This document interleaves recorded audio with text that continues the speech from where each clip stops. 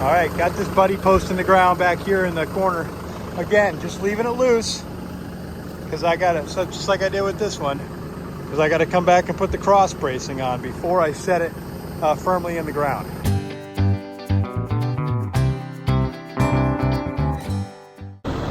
All right, there's two. Remember corner? Then I was going to put in a gate right here, a 6-foot gate. So it's going to be a corner post, needed a buddy post, so there it is. Here's the thing about working at this point. You know, remember my hole I fell into, the water level is very high here, or the land is very low, I guess, depending on your perspective. So when I dig these holes down, I have an 8-foot post, I go down 3 feet. And that's how deep the posts go in the ground. So only 5 feet sticking up above ground. Ish, 5-ish. But I get water in the hole. So this was one of the worst ones because it's one of the lowest ones. And it probably filled in almost a foot of water almost immediately. So I get the post in there, and then what I do is I leave a place for water to run out. You can see I got like that little, like that. And I'll just start putting the dirt in there little by little, and then the water level rises, of course, because the dirt's filling up the bottom. And then as it starts to come out, then I'll start tamping down the dirt inside the hole, applying that pressure, and eventually squeezing all that out.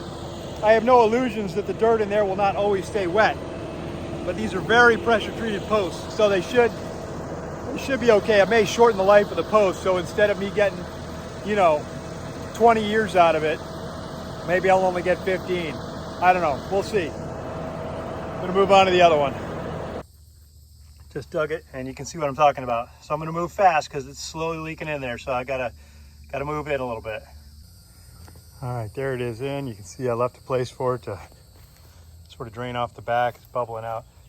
A little bit of muddy goo. Give that time. All right, gonna move up now to the orange flags up in that end and put in that corner post. All right, there's the corner with the two buddy posts I just put in there. And now it comes all the way up here. You can see I got the string and the flags in for the T-posts up here to this corner. It's a good morning of effort. I'm pleased with the progress that we made getting all these posts in. Got the one and the buddy post for the far corner along the east boundary. Got a couple in here, got the corner post up here, got all this marked out. I gotta go in for a little while and cool down, hydrate, and then I'll get back to it. Went inside, cooled off, got water, had some lunch, came back out, collecting eggs. No chance of rain this afternoon, said the weather forecast. Not feeling too good about that forecast anymore. Hit a rooster sneaking up on me behind. He's a stinker. Never gonna pass up a chance to attack if he thinks I'm not looking. Hey. Yeah, see that? You're a stinker. Yeah. The forecast is now showing a 90% chance of rain, even though it simultaneously says that it's currently raining. Yeah, I can feel it starting to rain. All right, back inside for a little while. Well, that's a first.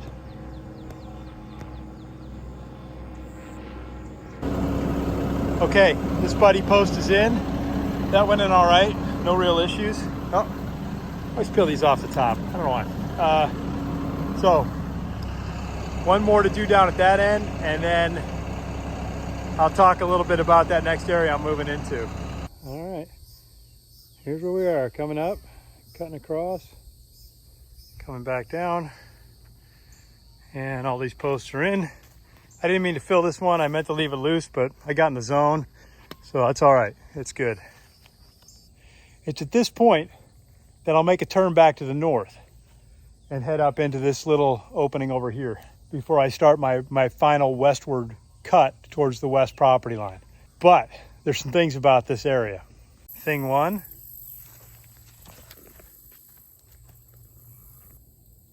and thing two.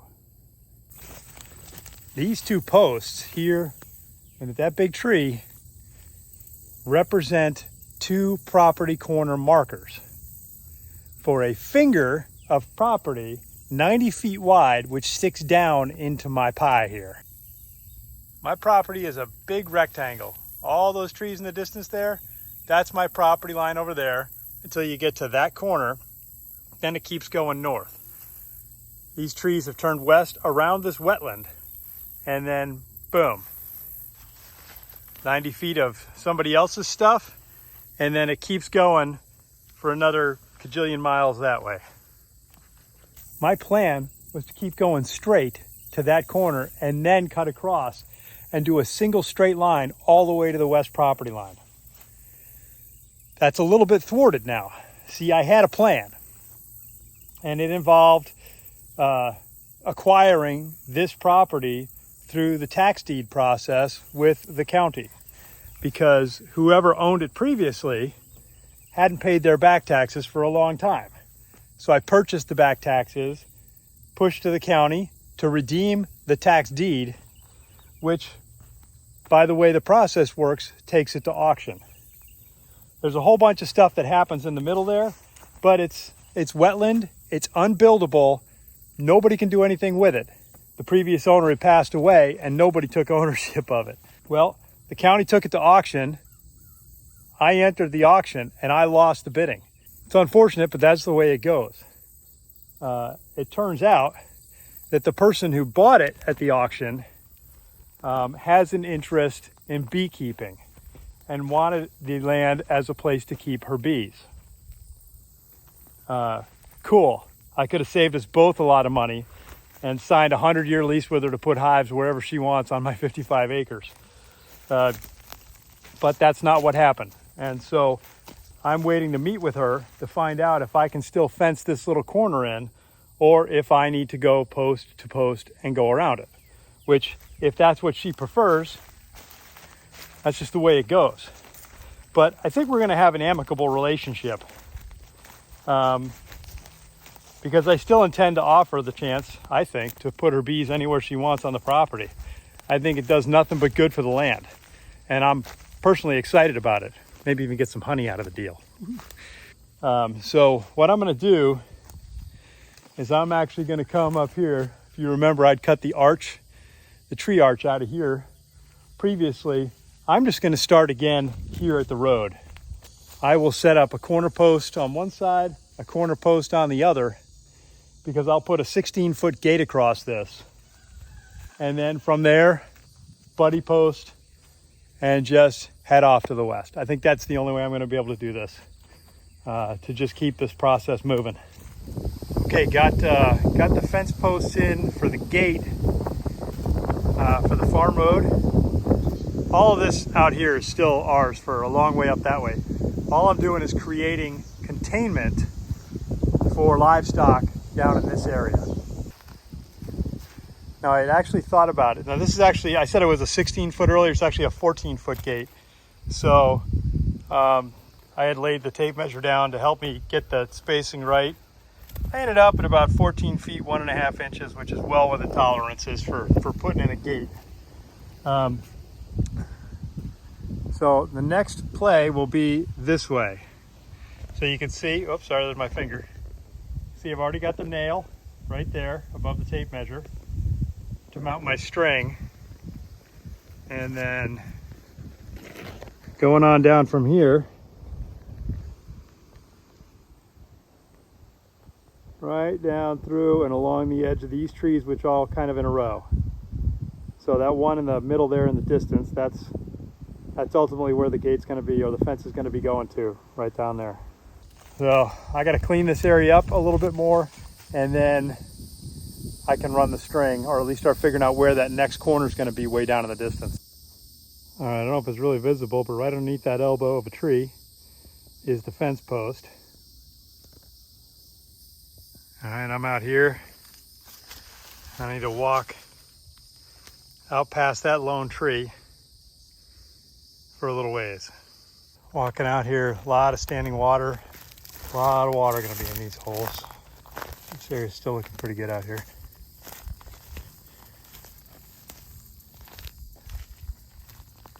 This cut through is looking all right still. This is about the line. All right, I'm going to plant a flag right there,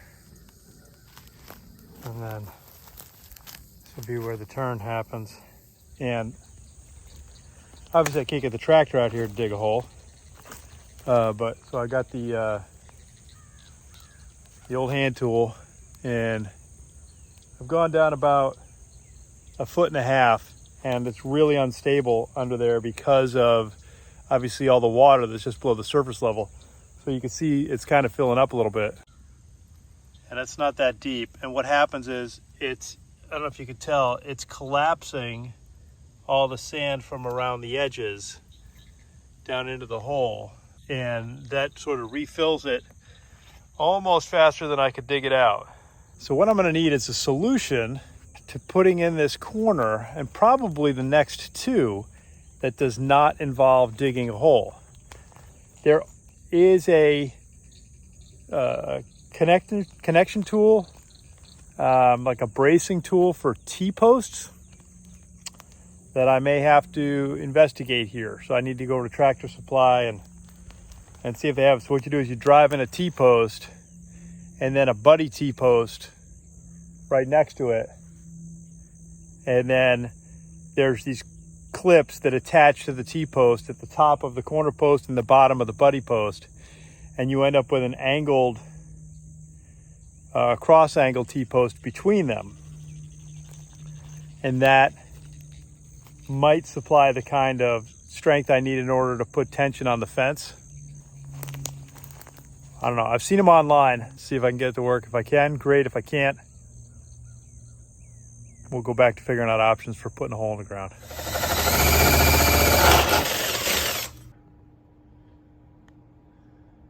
All right, my electrician friend is over, and we are putting in a generator box for the big house.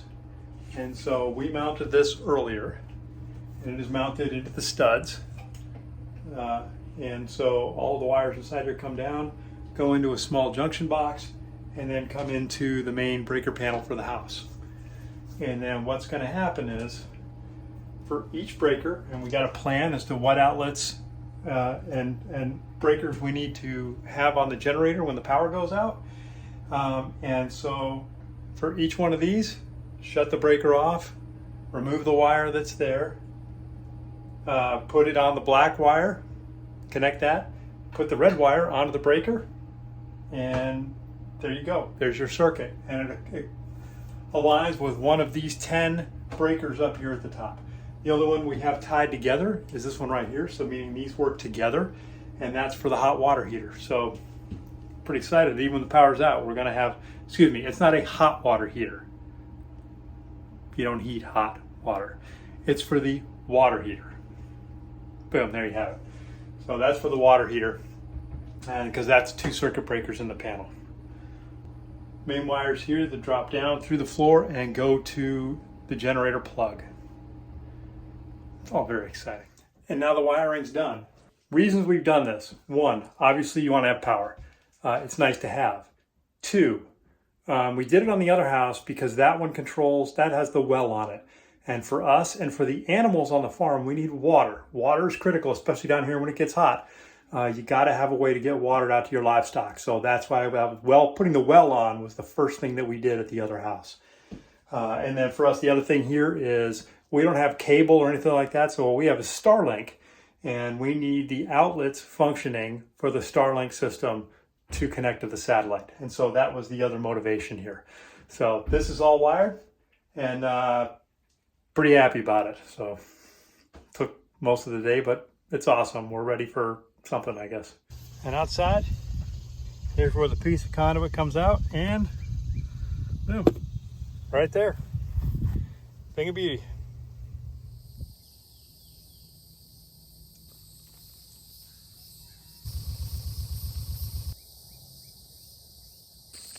Couple of things make a challenge. 1, I got to clear this stuff out so the line gets a good set on the ground, which gives me the best straight line that I can get. The second thing is, you can see that this is a washout gully to divert water.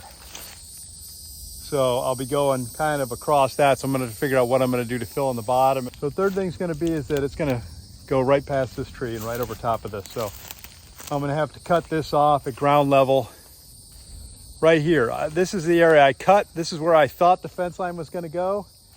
And if you look, it's just into the tall grass at the edge of it. So I didn't, the old fuzzy eyeball, the old Mark I eyeball, that did not line it up for me perfectly. So I got to clear this stuff back. I think just to be right, I'm going to cut these lower limbs just to open this up and make it easy for me to work through here. So I think there's probably going to be wisdom in taking this out. And then also the stumps that are behind it, because this was a cluster of trees before, and I thought I could just leave one in the middle and that'll be great. Wrong. My last challenge here is that corner post position.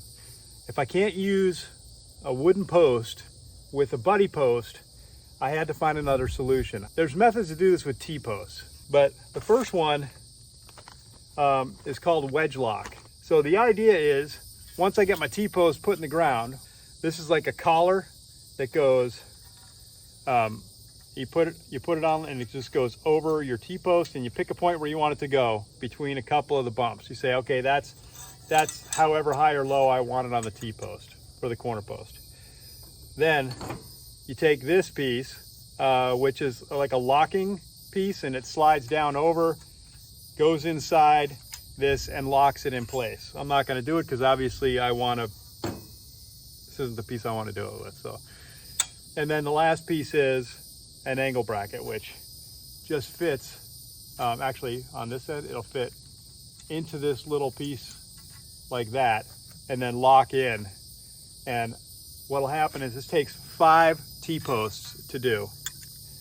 As you can see from the little diagram here, all right, you get one in the corner, you get your 2 buddy posts out here, and then you need 2 more T-posts that are going to go at an angle to brace the corner post and resist any movement from tension that's put on the fence.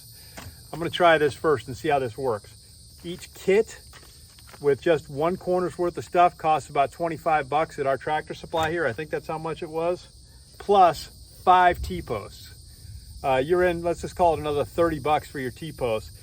$55 per corner if you're going to use this T-post system. That's pretty steep, but I'm going to give it a shot. I got to do something. So this is what I'm going to do. First time out. We'll see how it works. If I feel good about it, I'll do it again on the next corner.